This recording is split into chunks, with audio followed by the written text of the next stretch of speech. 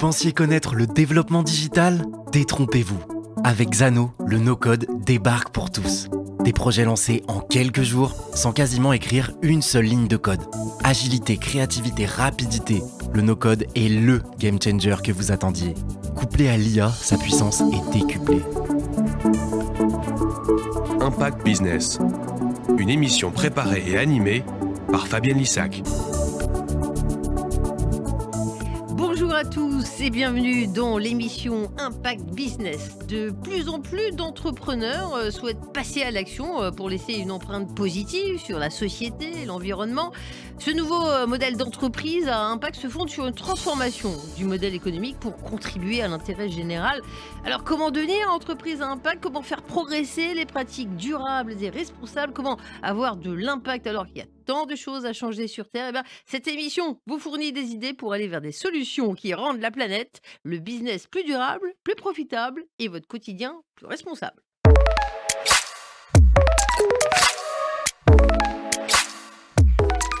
Nous allons faire aujourd'hui un voyage dans le numérique. Ah là, vous dites, oh là là, je vais être perdu, je suis pas bon en maths. Et là, on dit stop.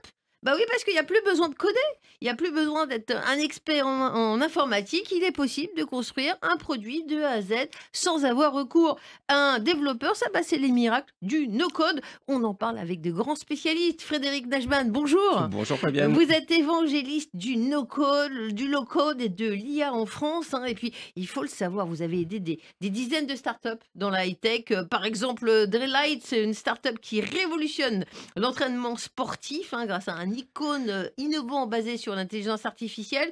Vous êtes passionné par l'innovation technologique et votre engagement dans la tech for good est profond. Là, vous nous embarquez sur le no-code, mais qu'est-ce que c'est? Bonjour Fabienne. Alors effectivement, le no-code, en fait, ce qu'on appelle aussi visual programming, c'est vraiment une approche innovante de développement logiciel sans écrire une ligne de code. Alors, parfois un petit peu, mais on peut déjà aller très loin sans même écrire une ligne de code.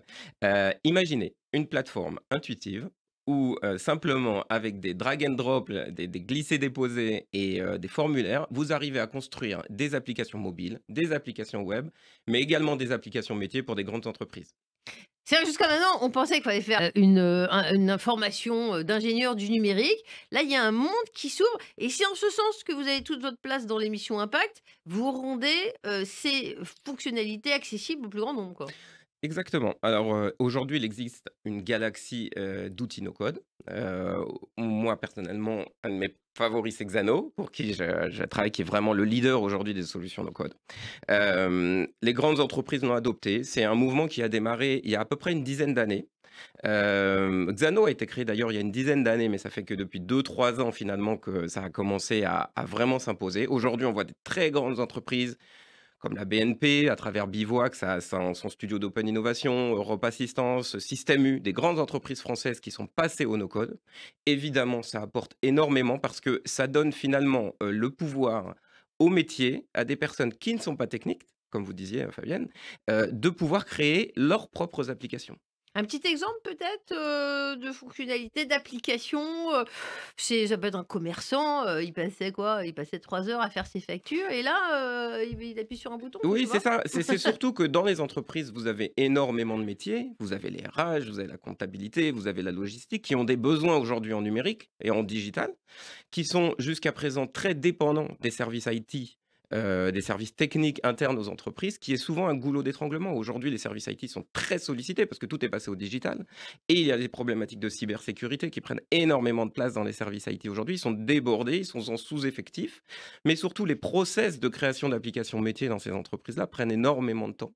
Tout d'un coup, on donne le pouvoir à des non-techniques de créer leurs propres besoins. Alors un exemple, vous prenez par exemple la comptabilité qui a besoin d'un outil pour intégrer automatiquement des facturettes. Auparavant, il aurait dû faire un cahier des charges interne, demander au service IT de le faire, etc. Ce qui prend énormément de temps. Là, tout d'un coup, on leur donne le pouvoir, grâce aux outils no-code, à pouvoir faire eux-mêmes leurs propres besoins métiers, leurs propres applications, sans coder, tout simplement en faisant des glisser-déposer Et pourquoi Xano est devenu le leader? On parle d'une société qui proche de l'écosystème de Google. On est sur un géant, un groupe américain, typiquement issu de la Silicon Valley. Moi ça m'impressionne. Alors, moi aussi. Franchement, moi aussi. Xano, c'est vraiment une super histoire parce qu'en fait, le projet Xano a démarré il y a presque une dizaine d'années, en 2014. Des anciens de chez Google qui étaient passionnés de jeux vidéo. C'est comme ça qu'ils se sont rencontrés autour de Loom du jeu vidéo.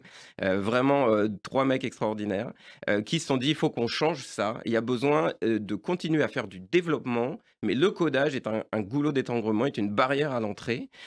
Comment on va faire pour pouvoir avoir le même niveau? Parce qu'on parle de no-code, ça ne veut pas dire qu'il n'y a plus de code derrière.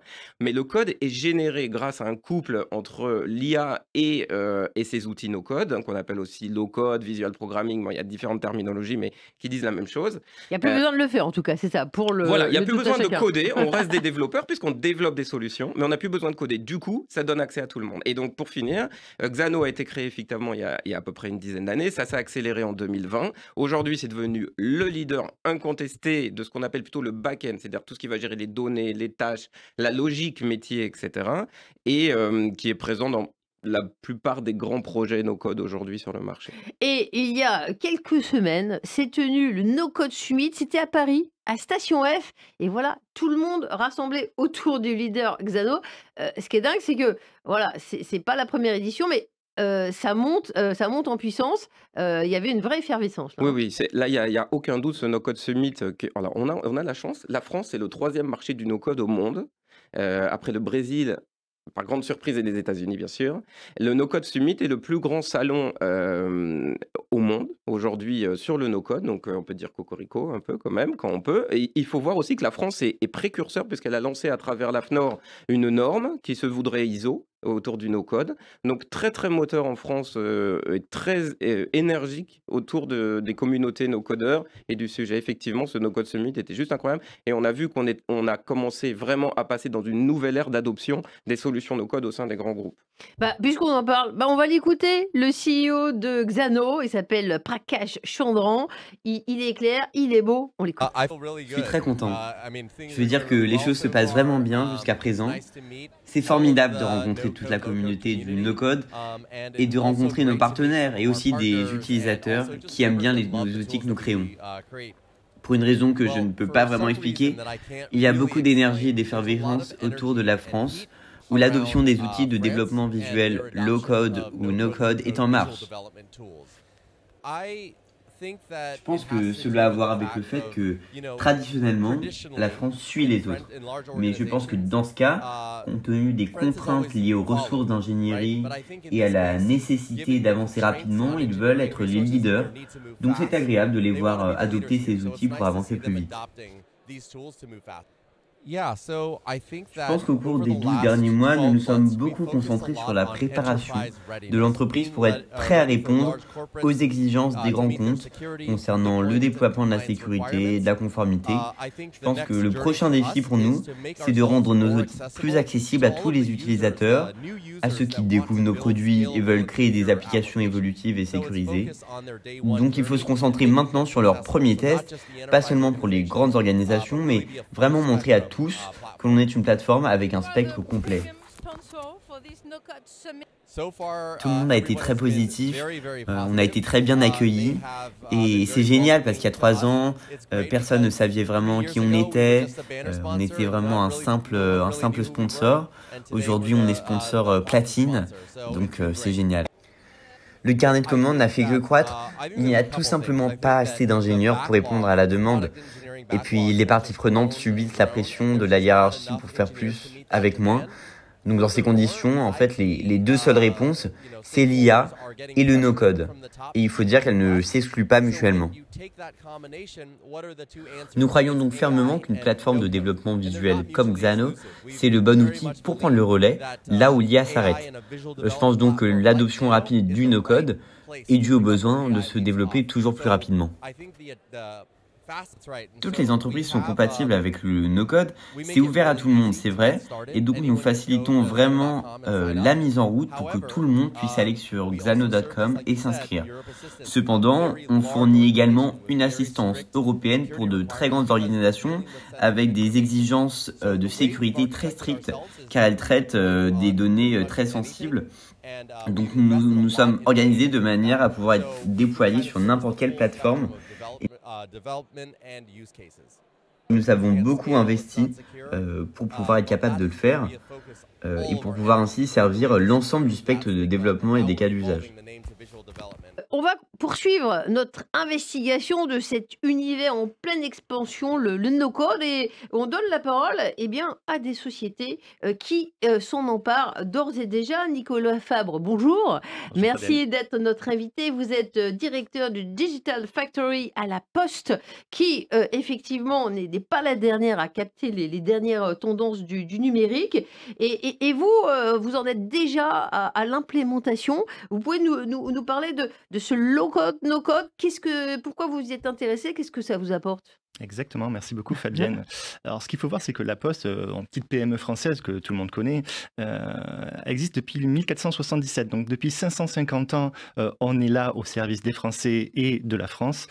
Et la transformation continue et fait vraiment partie de notre ADN. On a besoin de se réinventer de manière constante pour pouvoir adresser du coup nos clients. Vous avez pas encore une petite société. Alors je reprends la boutade, 235 000 employés, 30 milliards de chiffre d'affaires. C'était pour les ordres de grandeur. Exactement. Et donc, du coup, nous, cette technologie-là que l'on promet aussi pour les non-développeurs, on a compris que c'était un vrai atout pour nous en tant que développeurs professionnels également. Donc, c'est-à-dire qu'on donne le meilleur outil aux meilleurs développeurs, ça peut donner quelque chose d'absolument extraordinaire. Donc, nous, ce qu'on y trouve dans cette technologie du low-code, on va retrouver 3 arguments. Le premier, c'est qu'on va pouvoir réduire la durée de développement de nos systèmes d'information. Et donc, pour pouvoir amener sur le marché de nouvelles offres, de nouveaux services, c'est vraiment un game changer pour nous. Ces services-là, on va pouvoir les faire évoluer plus rapidement, puisque ces outils nous permettent d'évoluer plus rapidement, donc pouvoir prendre en considération le retour de nos clients et de nos usagers, pouvoir adapter nos services beaucoup plus rapidement. Et le troisième point, c'est évidemment faire des économies financières, puisque aujourd'hui, avec le low-code, on peut faire à quelques développeurs ce qu'avant on faisait avec des plateaux entiers de développeurs. Donc on s'y retrouve très fortement aujourd'hui à la Poste. Vous avez combien de clients là? Voilà, qu'est-ce que ça va vous permettre de les servir? Comment? Et si on refait ce retour d'expérience en résumé Alors fondamentalement, on peut dire qu'on a 68 millions de clients à la Poste. Je crois que vous êtes, vous et Tout à Frédéric fait. aussi, clients de la Société que Poste je d'une pratique manière ou d'une beaucoup, autre. absolument. Ouais. Donc, aujourd'hui, la Poste fait face à un défi majeur qui est celui de la baisse du volume courrier, de concurrents de plus en plus opiniâtres, puisque la Poste est une société privée aussi aujourd'hui. On a besoin d'être rapide. Un de nos gros avantages, ce sont nos facteurs qui maillent le territoire métropolitain et ultramarin 6 jours sur 7. Donc, ils sont en capacité d'apporter des services de proximité aux Français, aux acteurs économiques du territoire. Pour ça, il faut pouvoir leur apporter des assets technologiques qui leur permettent de rendre ces services-là. Et c'est ce qu'on va faire aujourd'hui en low-code. Donc, c'est-à-dire qu'ils ont un téléphone portable. Sur ce téléphone portable, on va leur mettre une application qui va pouvoir changer tous les jours si nécessaire, avec un déploiement national sur les 70 000 facteurs, pour pouvoir changer leur parcours et pouvoir dire demain, allez voir Fabienne Lissac chez elle pour telle prestation de service qui a été commandée par telle société. Pas juste maintenant, parce que je suis en studio, mais effectivement, la Poste, grand groupe qui a pris le virage du digital. Je vous ai vu à Vivatech, des animations partout, de la robotique. Vous êtes à la pointe.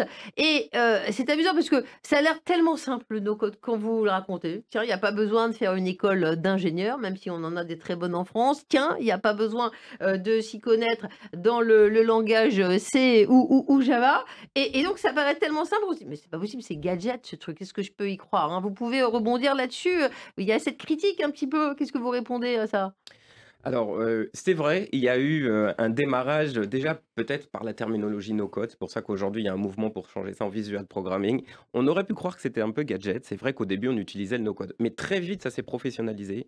Il y a eu énormément de retours. Aujourd'hui, on arrive à avoir des outils extrêmement puissants, couplés avec l'IA, qui est arrivé aussi on va dire, en surcouche du no-code pour l'assister. On a des grandes entreprises françaises aujourd'hui qui utilisent le no-code. Ce n'est plus du tout un gadget. C'est vrai que vous avez raison, Fabienne. On a un travail à faire pour expliquer que ça a changé, mais ça s'installe. C'est surtout que vous arrivez avec des outils qui sont déjà certifiés, optimisés, qui répondent aux problématiques de gouvernance, et à toutes ces exigences-là, et vraiment toutes les exigences professionnelles.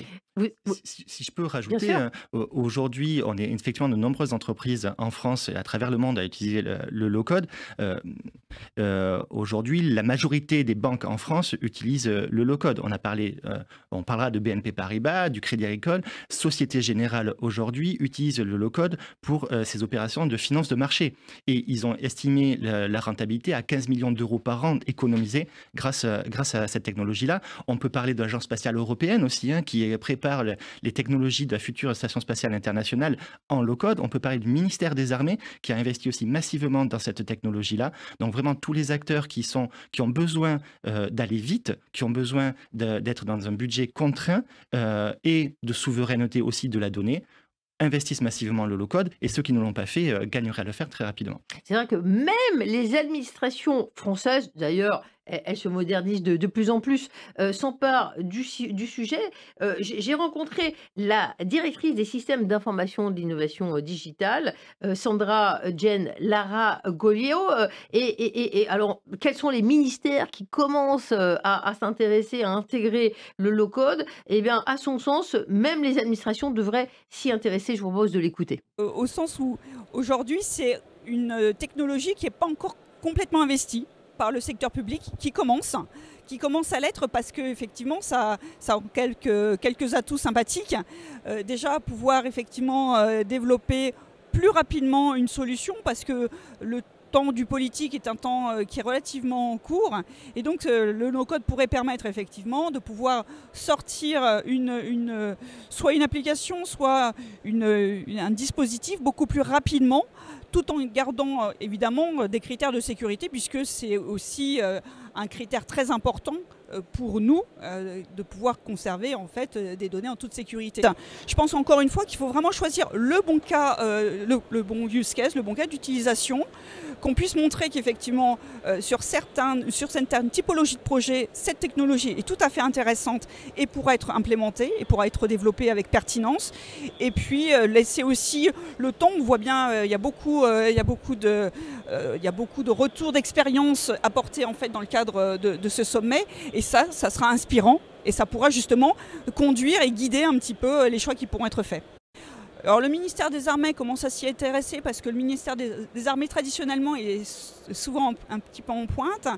On a de manière un peu plus marginale le ministère des Affaires étrangères. En fait, dans chaque ministère, vous avez notamment une direction du numérique ou de l'innovation, ou de l'innovation, ça dépend des appellations, qui justement ont pour tâche de faire un petit peu une veille technologique, et donc bien évidemment de commencer à s'interroger, à se pencher sur cette technologie no-code, low-code. L'étape plus rapide, ça peut nous intéresser, ouais. Clairement, et je trouve que c'est vraiment très pertinent tout ce que disait Sandra, et ce qu'il ne faut pas oublier, elle parlait de sécurité, c'est que des outils par exemple comme Xano arrivent, au-delà des outils de programmation visuelle, arrivent déjà avec toute une couche sécurisée, avec des compliance données médicales, RGPD. Donc c'est aussi énormément de temps gagné pour des PME, mais aussi des grandes entreprises, parce que finalement, tout ça arrive préconfiguré, optimisé, et seront mis à jour au fur et à mesure. Donc c'est un énorme gain, et aussi en termes de recherche de compétences, vous avez tout dépackagé. Un autre témoignage extrêmement intéressant. On parle d'une très très grande entreprise, Europe Assistance, des millions d'assurés. Je vous propose d'écouter Karim Chaboun, parce qu'il le pratique, Karim Chaboun, le no-code, et puis celui de Xano. On l'écoute. C'est vraiment, je dirais, d'augmenter la capacité à développer, c'est-à-dire de la part de nos équipes de développement qui vont construire les applications. Donc c'est le fait de répondre le plus rapidement et je dirais de la manière la meilleure possible aux besoins du business qui évolue et qui évolue rapidement. Aujourd'hui, on est dans un contexte où les choses évoluent vite, où on a des demandes qui arrivent très rapidement, et donc on doit les accompagner. Je La solution de no-code, low-code, elle nous permet en fait de pouvoir répondre rapidement et efficacement à ce genre de demande.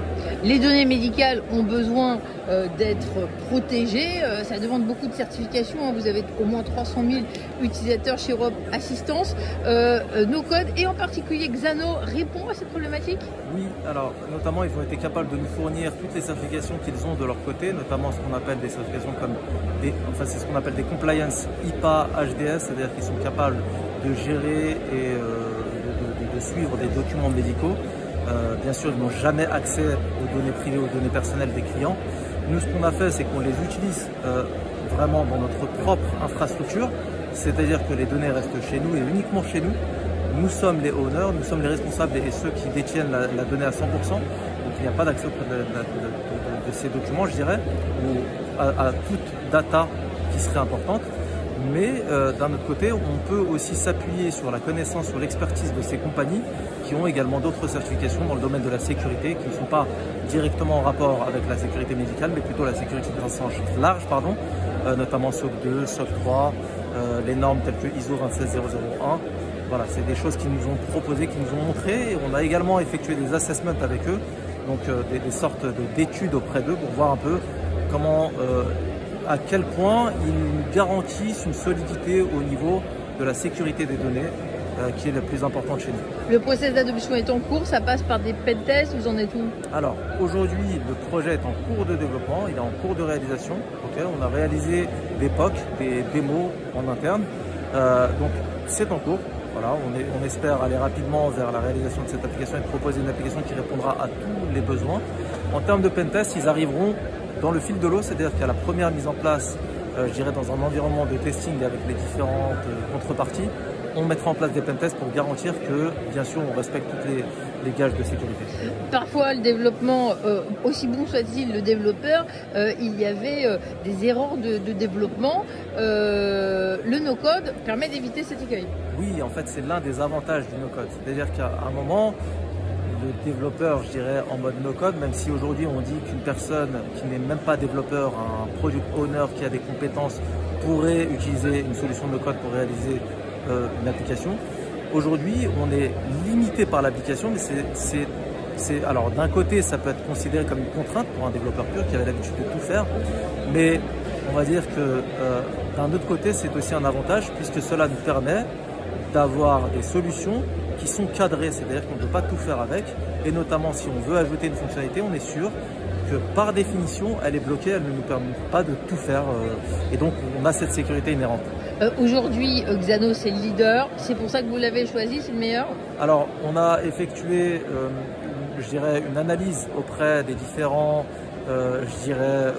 intervenants au niveau du no-code, low-code. On a également été accompagné par une entreprise avec laquelle on travaille dans le cadre de la partie intégration qui s'appelle CodeStore.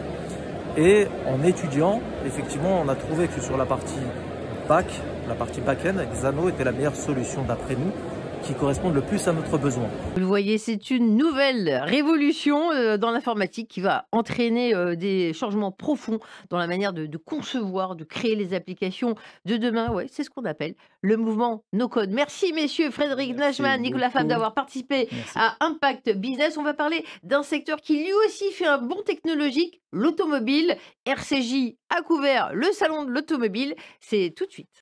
Vous pensiez connaître le développement digital? Détrompez-vous.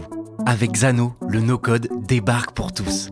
Des projets lancés en quelques jours, sans quasiment écrire une seule ligne de code. Agilité, créativité, rapidité. Le no-code est LE game changer que vous attendiez. Couplé à l'IA, sa puissance est décuplée.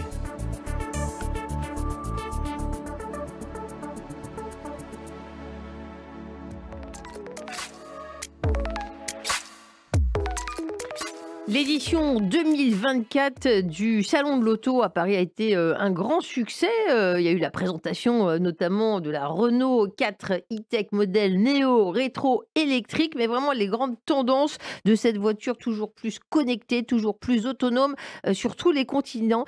Ça a pu transparaître et j'ai rencontré là-bas toute une délégation de startups israéliennes. Elles sont très recherchées par les géants de l'automobile et pour en parler, eh bien, tout simplement le directeur du salon, Serge Gachot, on l'écoute. On a une dizaine, enfin 10 pays. Donc ça, on porte bien voilà, c'est le monde du mondial. Alors après, Israël, c'est plutôt, là on est dans l'espace de start-up, c'est plutôt pour des avances technologiques ou de connectivité. Difficile de tout synthétiser, mais globalement les innovations, ça porte quoi? C'est plutôt sur la source d'énergie, la manière dont on fait l'électrique, ou ça se porte sur quoi par rapport à il y a 2 ans?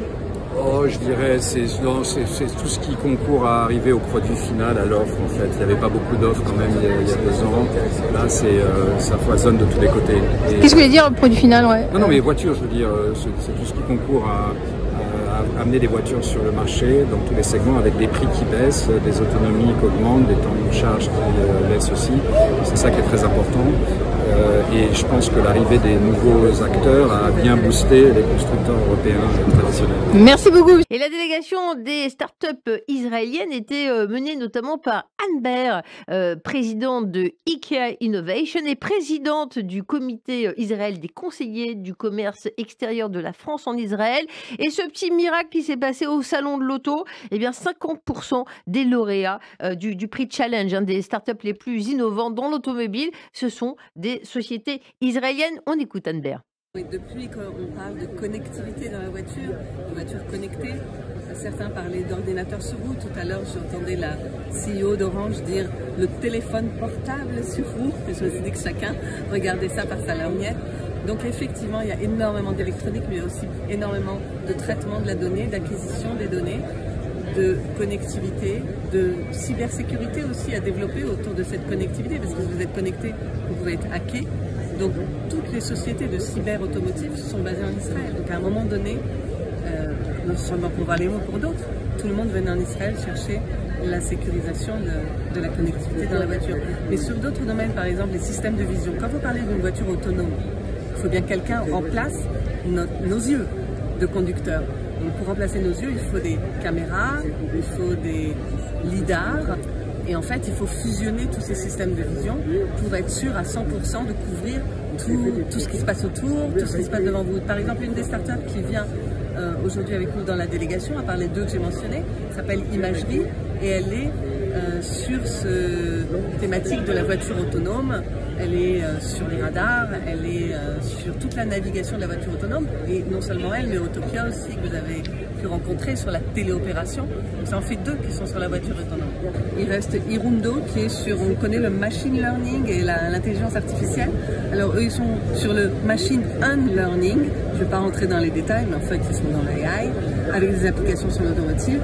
Et on a également Adionix. Là, je suis en train de pianoter sur mon téléphone. Bah oui, parce que quand je vais quitter le studio, je suis en train d'appeler ma voiture qui va sortir tout simplement du parking, venir se garer devant RCJ. Elle est conduite de manière autonome et je vais partir avec et je vais même pouvoir regarder un film dans la voiture parce que cette voiture sera pilotée à distance. Ce rêve, eh ben, c'est plus un rêve, c'est Autopia qui l'a réalisé. C'est tellement incroyable que la start-up a précisément été consacrée par un prix au Salon de l'Auto. Je vous propose d'écouter l'ingénieur Paul Condel à la source de cette innovation incroyable. La mission d'Utopia est d'offrir aux consommateurs et aux constructeurs automobiles une expérience de conduite à distance avec chauffeur à distance. Est-ce que c'est comme un taxi qui vient vous chercher? Quel est l'avantage? Il y a plusieurs avantages. Tout d'abord, c'est ma propre voiture. Quand je choisis un véhicule, j'achète un modèle que j'aime. Je peux être seul dans ma voiture. Deuxième point, c'est le fait que dès que j'appuie sur un bouton, il se connecte à un chauffeur qui est à distance et cette personne se connecte immédiatement. Il n'y a pas d'attente. En plus, le prix sera inférieur à celui d'un taxi, donc c'est une meilleure expérience. C'est plus rapide pour obtenir le service et c'est un prix inférieur. Selon la réglementation actuelle, le conducteur doit se trouver dans le même pays que la voiture, mais elle n'est pas obligée d'être à côté. Il doit simplement être dans le même pays pour des raisons réglementaires. Le permis de conduire du conducteur qui opère à distance doit être applicable à l'endroit où se trouve la voiture. Nous avons donc constaté que les constructeurs automobiles étaient extrêmement intéressés. C'est une sorte de conjonction parfaite de quelques tendances différentes que les constructeurs automobiles recherchent. Ils tentent d'offrir de nouvelles expériences, de nouveaux services à leurs clients.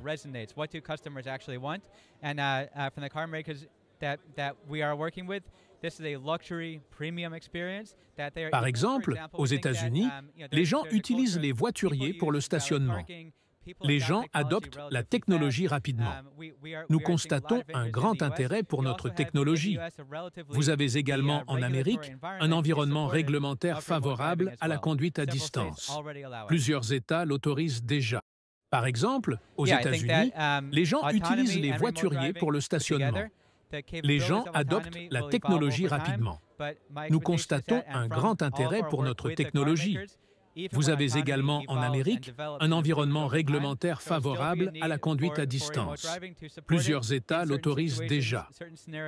Donc je m'attends à ce que les voitures soient plus connectées, plus autonomes.